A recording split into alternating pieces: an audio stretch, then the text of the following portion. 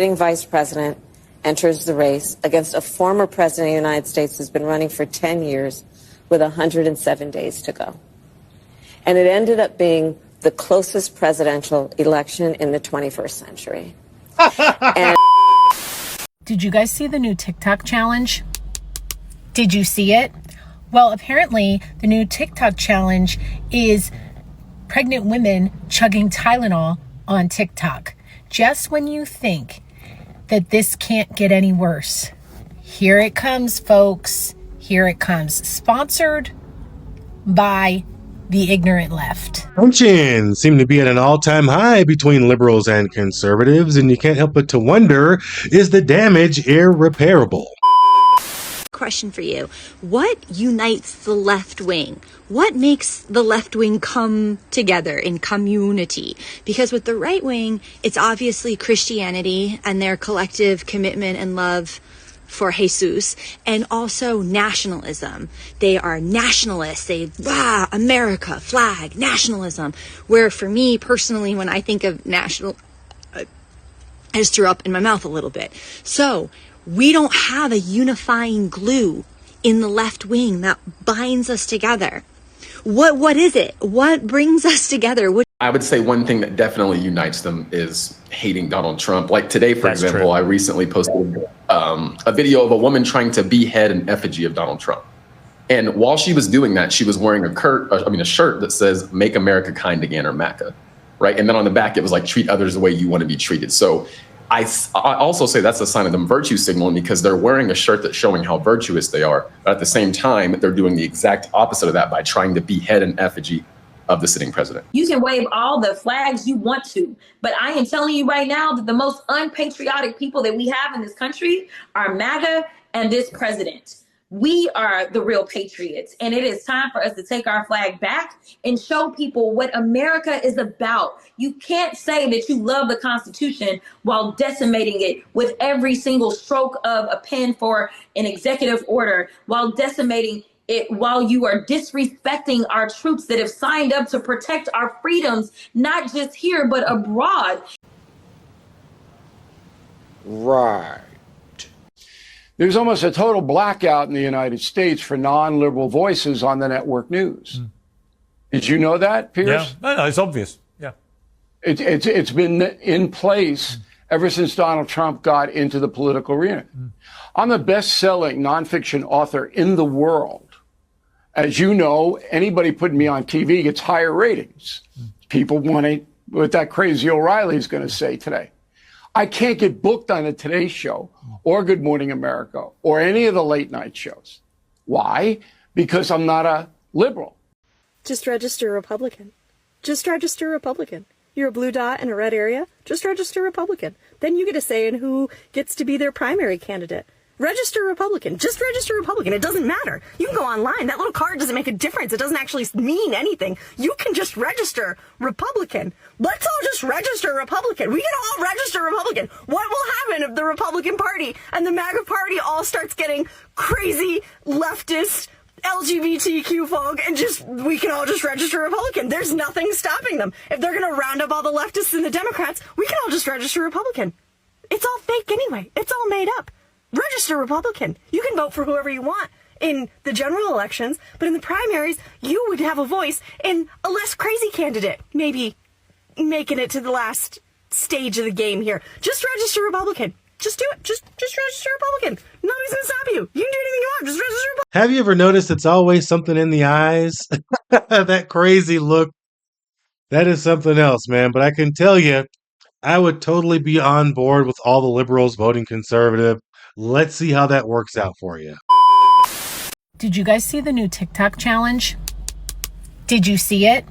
Well, apparently the new TikTok challenge is pregnant women chugging Tylenol on TikTok. Just when you think that this can't get any worse, here it comes, folks. Here it comes. Sponsored by the ignorant left. All right, listen up. So Trump mentions that there might be a link between Tylenol. So what happens next? A stampede of zombies charging into Walgreens, filming themselves buying bottles of Tylenol like it's designer merch, bottle after bottle. Yeah, look at me. Yeah, look at you. proving you're a moron in 4K on camera. That's unstable as hell. Free of charge. Y'all don't even need AI to make y'all look dumb. You're doing the work yourself. Here's the reality. Questioning something isn't conspiracy. It's called being a fucking adult. But you don't want nuance. You want outrage. You want clout. What you're doing doesn't make you an activist. It makes you an unpaid actor in the world's dumbest sitcom. So yeah, keep posting your Tylenol hauls with your smug little captions. Just know this. While you're performing for clicks, the rest of us are watching you self-destruct in HD. Congratulations. You're the annoying commercial break in humanity's collapse. I know, I get it. It doesn't make any sense at all, but that seems to be a common pattern with liberalism. Logic is just out of the window a lot of the times with these hardcore liberals. Now, obviously, they're not all like this. That's why so many people are leaving the left and coming over to the right because they can't be associated with this nonsense. It is absolutely crazy. I have some great stories for you guys to see. Check this out. Why I left the left videos? That was me. Almost 4 years ago, when I started posting about my journey from being an extreme left-winger to a more conservative Christian. And it's becoming more relevant again because of Charlie Kirk's assassination. Now, in that video, I explained some of the reasons why I left the left, but a lot of people are asking me why I joined the left in the first place and what they can do to stop their children from being indoctrinated like I was. And I have some bad news because I was raised in a stable, conservative Christian family. I was homeschooled. My parents weren't too strict, but they weren't like these gentle parents you see nowadays. They respected me and loved me, and I knew that. What drew me to the left was social pressure and media. See, I think you all remember when you're that young, you want to fit in. You want to be seen as a good person, as a nice person, as a tolerant person. And there's also this feeling of needing to stick it to the man. Be rebellious, go against the status quo, be different, stand out. And when the media is constantly telling you that the status quo is conservative Christianity, pushing normal ideas like let's not murder babies in the womb or males can't be women, when they tell you that that's fascism, those people are Nazi, you're all of the phobics if you believe those things. Well, as a 14, 15, 16-year-old, obviously you don't want to be seen that way. And in my social circles, you were seen that way if you had those beliefs. So you have the media pounding it into your skull over and over that you are a deplorable, horrible, nasty human being if you believe these things. And then you have your friends, the schools, and everyone around you saying the same thing, ostracizing you, canceling you, sending you threats if you say something that they don't like, publicly humiliating you. Obviously, you're going to start to believe those things. And what's funny is I think that at first I didn't really believe them because I had a voice in the back of my head that said, this makes no sense, and you know it makes no sense. But after years of pushing that voice back, it became quieter and quieter until I did believe those things. I did believe that if you were against transitioning minors, then you were a transphobic monster. I did believe that if you were against abortions in any way, then you were sexist and wanted women to be incubators. I literally thought we were going to be in The Handmaid's Tale when Trump got elected. Now, as far as what you can do to protect your children, raise them right. If I didn't have my parents raising me as conservative Christians and instilling good values into me, as well as praying for me and distancing themselves but not fully taking themselves out of my life, even though I tried to make them, it would have been so much harder to come back. Keep having those conversations with them if you already have children who are indoctrinated by the left wing. Pray for them without ceasing. And above all, keep inviting them to family get-togethers. Keep showing them love and be there for them when they need you. When they realize how wrong they were, be forgiving and be loving to them. I'm a lifelong Democrat, and I have spent hours out of my life the past few days watching Charlie Kirk debates. And if that pisses you off, then you especially should stay. Because when I tell you I've been absolutely consumed, not by the debates themselves or why I didn't agree with him, but it's our party that has left me feeling unsettled. And if you're a Democrat watching this, I really hope you take this not as an attack, but like from a friend who really cares. First, let's talk about the concept of mob mentality, which by definition just means being influenced by a larger group and losing your own personal judgment in the process. And the example I want to use is that clip that was everywhere, that went viral, everybody was quoting it, where Charlie said, "I don't like the word empathy." We've probably all seen the short and the long version at this point, where he goes on to clarify that he prefers the word sympathy. Agree with them or disagree with them, doesn't matter to me. The point is the real conversation never happened because the clip was cut in half. Why? To reinforce the idea that the right is full of these monsters who reject human feelings, right? That wasn't an accident. That omission was deliberate and strategic so that you would form an opinion about a person without using your own informed personal judgment. Does that bother you? If somebody's truly evil, shouldn't the truth just be enough?